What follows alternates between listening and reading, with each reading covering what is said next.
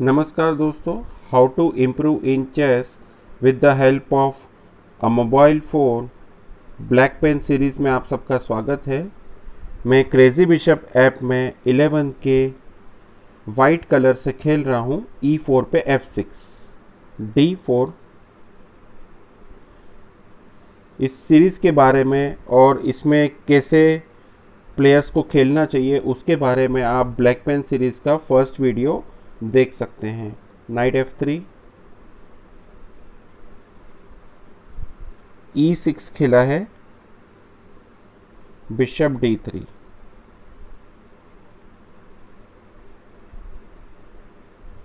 QE7।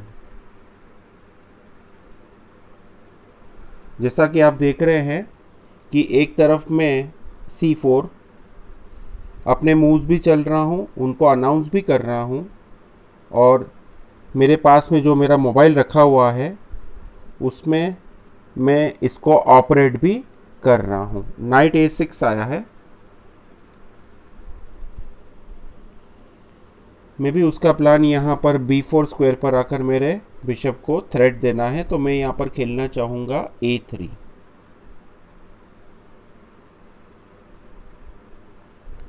NH6 आया है, मैं खेलूँगा बिशप E3। स्टार्टिंग में NG8 10 to 15 मूव्स में हमको हमारे सारे पीसेस होम प्लेस पे से बाहर निकालना है, किसी भी एक साइड कैसलिंग करना है NC3, और दोनों रुक्स को किंग क्वीन की प्लेस पर लाने की कोशिश करना चाहिए। जनरली रुक्स को अगर कोई नीड ना हो, कोई ज़रूरत ना हो, तो सेंटर फाइल्स पर निकाला जाता है, सेंटर फाइल्स पर रखा जाता है। उसने C6 खेला है, मैं यहाँ पर खेलूँगा 0-0 शॉर्ट कैसल। QD8 खेला उसने। ये मेरा मोबाइल रखा हुआ है जिस पर मेरी गेम यहाँ पर चल रही है, तो एक तरह से मैं फिज़िकल चेस बोर्ड पर खेल रहा हूँ। अब मैं यहाँ पर खेलना चाहूँगा RE1। नाइट C7 खेला उसने।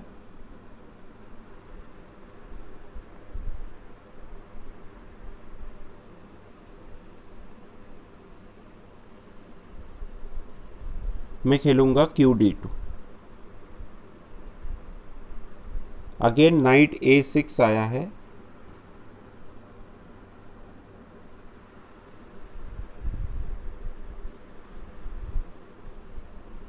अब मैं खेलूँगा यहाँ पर B4। एक तरह से मैंने क्वीन साइड जो मेरे पॉन्स थे उनको आगे चल दिया है। G5 खेला उसने। एक मैं यहाँ पर H3 खेल कर रखता हूँ, H5 भी आ गया है। ओ, अब मैं यहाँ पर खेलना चाहूँगा D5 ताकि सेंटर में कुछ ब्रेक हो। उसने खेला है G4, मैं खेलना चाहूँगा यहाँ पर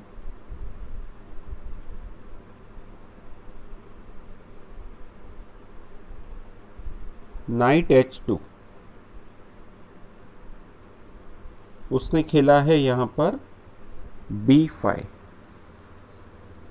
अब B वाले पॉन के ऊपर एक ही सपोर्ट है, तो मैं खेलूँगा यहाँ पर C×B5।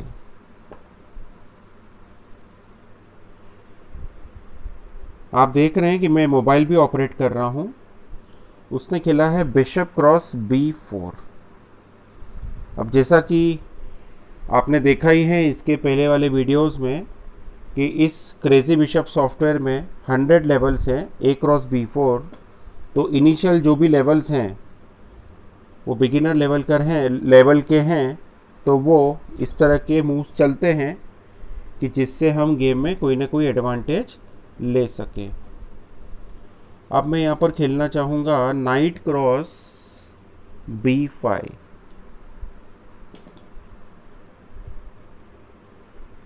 कई बार एक से ज़्यादा मूव्स पॉसिबल मूव्स या गुड मूव्स हमारे पास चॉइस रहती है बोर्ड पर। अब उसने खेला है G3, तो अब मैं इसको मारूंगा F क्रॉस G3।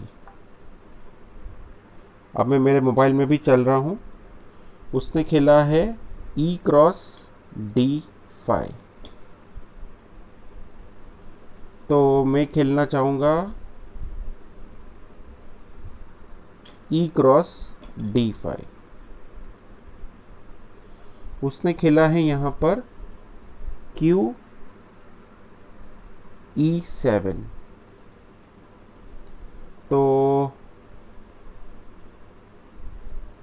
यहाँ पर जैसा कि आप देख रहे हैं कि अगर मेरा बिशप हट गया तो उसकी क्वीन पर अटैक आएगा और पीछे किंग भी है, तो मैं एक तरह का डिस्कवर्ड अटैक देने की कोशिश करता हूँ, जो कि है बिशप क्रॉस A7।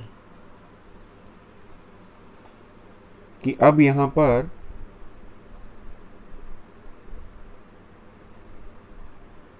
उसकी क्वीन पर अटैक है। उसने खेला है F5 खेला है उसने, तो अब मैं यहाँ पर मटेरियल एडवांटेज गेन करूँगा, जो कि है R क्रॉस E7। अब उसको चेक भी है। उसने खेला है N क्रॉस E7।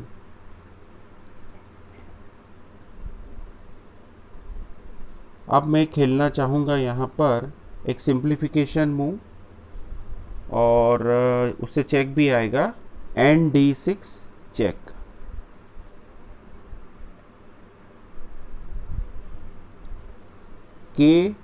F8 खेला उसने।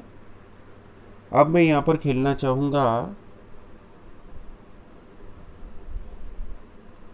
Night cross C8। जैसा कि मैं कह चुका हूँ कि जब भी हम 3 या उससे ज़्यादा पॉइंट से विन कर रहे हो, तो आपको बाकी का गेम सिंप्लीफिकेशन कर कर आप जीत सकते हैं। हमेशा चेकमेट करने की ज़रूरत नहीं है। उसने खेला है नाइट C7। अब यहाँ पर बिशप के ऊपर तो सपोर्ट है मेरे रुक का, और नाइट का सपोर्ट है, पर नाइट के ऊपर कोई सपोर्ट नहीं है, तो मैं यहाँ पर नाइट को अब हटाना चाहूँगा, और मैं खेलता हूँ यहाँ पर नाइट D6, ताकि F5 के पॉन के ऊपर 2 अटैक आ जाए। उसने खेला है N क्रॉस D5। मैं यहाँ पर खेलूँगा नाइट क्रॉस F5। उसने खेला है R क्रॉस A7। अब R क्रॉस A7 पर वहाँ रुक पर सपोर्ट नहीं है, तो मैं खेलूँगा यहाँ पर R क्रॉस A7। उसके रुक को कैप्चर कर सकता हूँ मैं। उसने खेला है H4, तो अब मैं यहाँ पर खेल सकता हूँ नाइट क्रॉस H4, ताकि मेरा पॉन स्ट्रक्चर भी यहाँ पर डिस्टर्ब ना हो, और मैं उस पॉन को नाइट से कैप्चर कर रहा हूँ। RG8 आया है। अब मैं यहाँ पर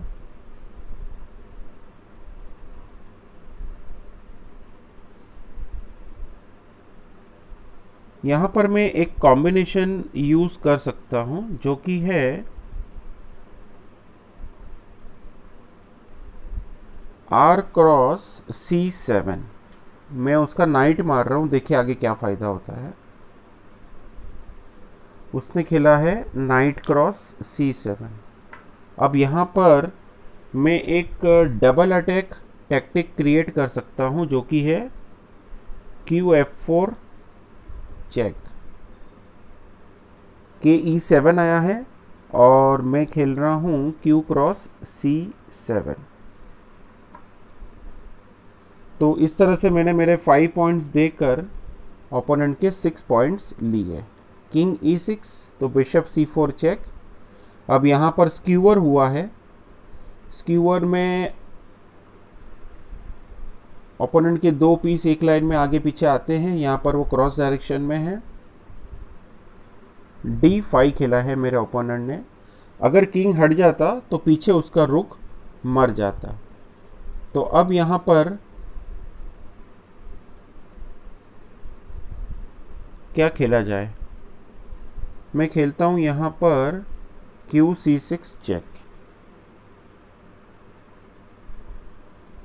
उसने खेला है KE7। मैं खेलता हूँ यहाँ पर नाइट F5 चेक। अब उसने खेला है KF7। अब मैं खेलूँगा यहाँ पर Q क्रॉस D5। KF6 खेला उसने, तो मैं यहाँ पर खेलूँगा Q क्रॉस G8। मार सकता हूँ। यहाँ ये डर था कि कहीं स्टेलमेट जैसी सिचुएशन क्रिएट ना हो, पर वो मेरे नाइट को कैप्चर कर सकता है। तो लेट्स सी कि वो क्या खेलता है। K क्रॉस F5 आया है। अब यहाँ पर मैं खेलता हूँ Q D5 check. King F6 आया है। अब यहाँ पर मैं चाहूँ तो नाइट और बिशप की हेल्प से भी चेकमेट कर सकता हूँ। तो बेटर है कि एक रुक जिंदा कर लिया जाए कि जिससे इजीली मेट हो जाए। KG6 B6, KG7 B7, KH7 खेला है उसने। और अब मैं खेलूँगा B8 इज इक्वल टू रुक।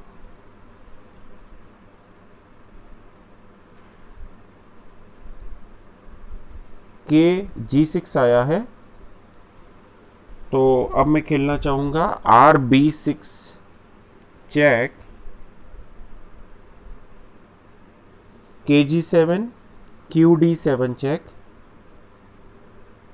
KF8 तो RB8 और चेकमेट। अब जैसा कि आप देख रहे हैं यहाँ पर ये चेकमेट दिखा रहा है। अब इस गेम को रिकॉर्ड किया जाए, इसका रिजल्ट। अभी मैंने खेला था 11 के वाइट से, तो अब मैं यहाँ पर 11 का वाइट ये रहा। ये पहले चार्ट की तरफ एक बार हम देख लेते हैं, एक नज़र मार लेते हैं। ये हमारा चार्ट था क्रेजी बिशप ऐप का। आप देख ही रहे हैं कि मैं जिगजैग ऑर्डर में खेल रहा था। कल 10th का ब्लैक लेवल था, आज 11th का वाइट लेवल है। तो अब मैं यहाँ पर जीतने के लिए W लिखूँगा और आज की डेट डालूँगा।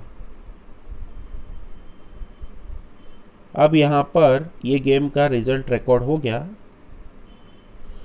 अब इसके बाद का जो 12th लेवल रहेगा वो मैं ब्लैक कलर से खेलूँगा। अगर ये वीडियो आपको पसंद आया हो तो इसको लाइक करिए, शेयर करिए और मेरी चैनल को सब्सक्राइब करिए। धन्यवाद।